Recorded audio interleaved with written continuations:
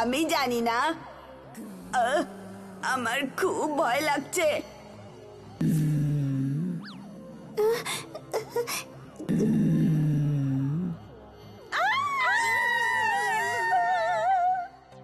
Hello বাচ্চারা, ভয় পেও না, আমি মিস বিদ্যা। আমি আজকে বাঘের মতো সেজে এসেছি। বাঘ? হ্যাঁ বাচ্চারা, আর আমরা আজকে বাঘের ব্যাপারে পড়াশোনা করব। বাঘ গর্জন করে একদম যেমন আমি করলাম। বাচ্চারা, বাঘ হলো একটা বন্য প্রাণী যে বনে থাকে। তাদের লালচে কমলা রঙের লোম হয়, সঙ্গে কালো ডোরা কাটা।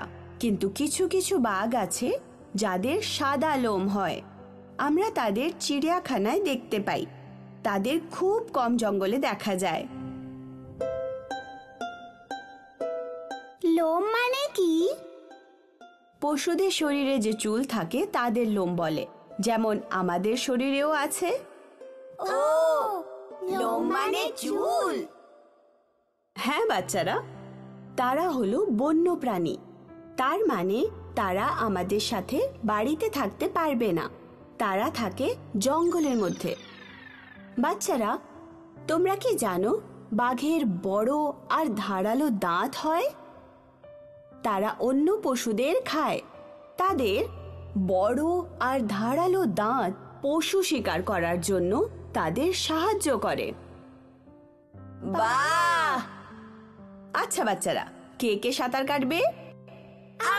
আমি। বাহ, চলো বাচ্চারা, দেখো ঠিক তোমাদের মতোই বাঘও কিন্তু সাঁতার কাটতে ভালোবাসে। চলো আরেকবার মনে করে নি আমরা বাঘের ব্যাপারে কি কি জানলাম।